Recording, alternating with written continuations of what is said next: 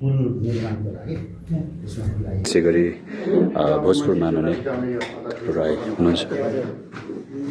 यो चाहिँ अब झोलुङ्गे पुल हाम्रो त्यहाँनिर इन्डियाको हाम्रो बोर्डरमा बनाउनु। पार्टीका अगुवा श्रमदाता संस्थापक हाम्रो सहमहासचिव समीर तामाङ सहित हाम्रो ध्रुव राई मन्त्रालयको समन्वयमा जाँदै हुनुहुन्छ।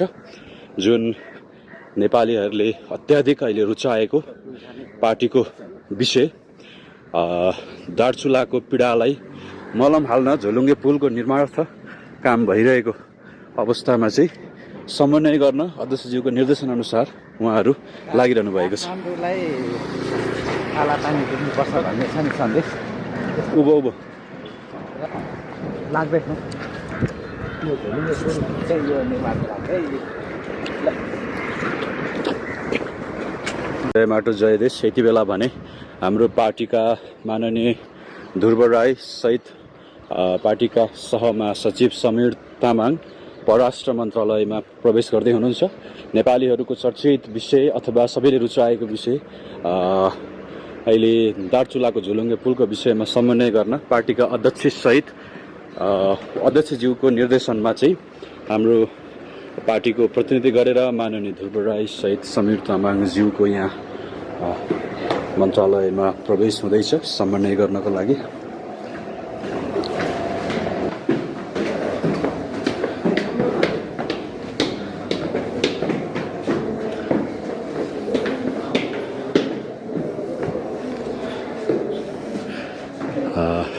Office of the foreign minister परराष्ट्र मन्त्रालय प्रवेश भइरहेको छ।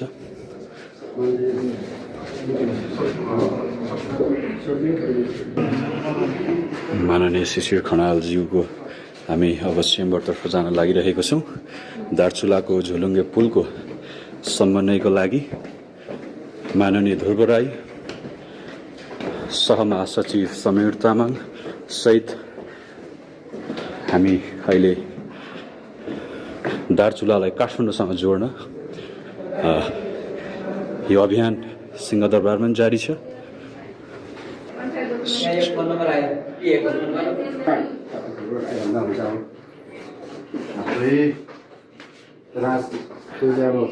राजको युग थियो राज बनाए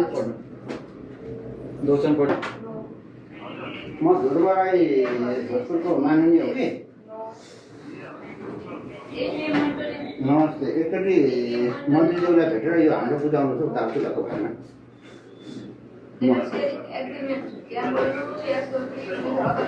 त्यहाँनिर त झोलुङ्गे पुलको विषयमा मन्त्रीज्यूलाई कुरा गर्नुभएको छ हाम्रो अध्यक्षले। म भेटेर यसो थोरै यो बुझाइराख्नु पर्छ कि मन्त्रालयमै छु।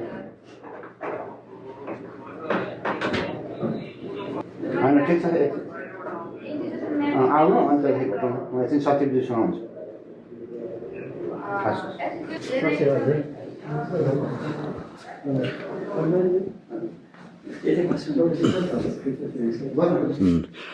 परराष्ट्र मन्त्रालयको सचिवज्यूसँग हाम्रो टिमको भेटघाट भइरहेको छ र समन्वयकारी भूमिकामा हाम्रो पार्टीका सह महासचिव समीर तामाङ त्यसै गरी भोजपुर माननीय राई हुनुहुन्छ।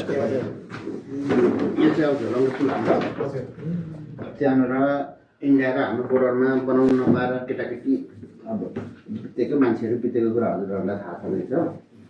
यो विषयमा अलिकति इन्डियाको उताको गभर्मेन्टसँग हजुरहरूले कोअर्डिनेसन गरिदिनु पर्ने कुरा र त्यहाँ चाहिँ अब हाम्रोपट्टिको लागि त अब त्यसले के भन्ने कुरा हो र उतापट्टि चाहिँ त्यहाँ झोलुङ्गे पुल बनाउनुको लागि ठाउँ पनि यहाँ लेखेको छ होला।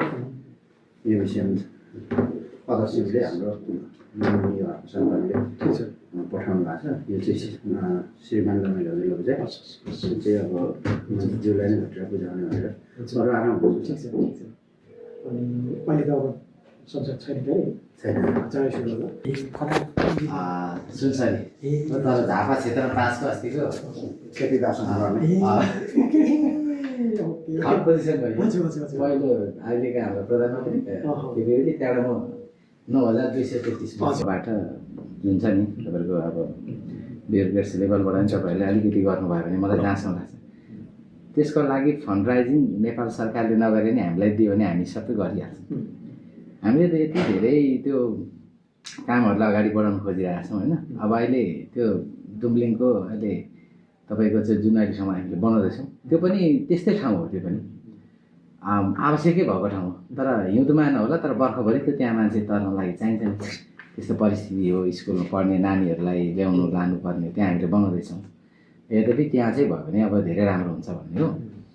अब त्यो पारिपट्टि भयो भने नेपालले धेरै कुराहरू राम्रो हुन्छ जस्तो लाग्छ क्या मलाई। परराष्ट्र मन्त्रालयमा हामी मन्त्रीज्यूलाई भेट्नको लागि दार्चुलाको पुलको विषयमा समन्वय गर्न अध्यक्षज्यूले PM लेभलमा पनि यसको विषयमा छलफल त गरिसक्नु भएको छ र पनि यो आधिकारिक पत्र हामी बुझाउनको लागि यहाँ अहिले पर्खिरहेको अवस्था। हाम्रो भोजपुरको माननीय ध्रुव राई, पार्टीका सहमहासचिव समीर तामाङ, जो सुरुवाती कालदेखि नै हड्को साम्पाङको टिममा पार्टीमा योगदान गर्नु नै अहिले दार्चुलाको अभियानमा लागिरहनु भएको छ र सिंहदरबारमा पनि काम भइरहेको जानकारी गराउँदछौँ। अब हाम्रो चाहिँ सिमाना भारत र नेपालको बिचमा पुल निर्माणको लागि त्यसमा लागेको थियो। खास गरेर अब नेपालको विषयमा इन्डियाको विषयमा चाहिँ अब हामीले पुल विषयमा लेखिएको छ। बजार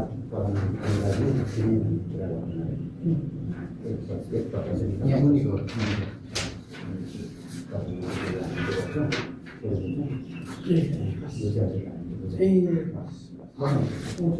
यहाँ समीरजी पनि हुनुहुन्छ पार्टीको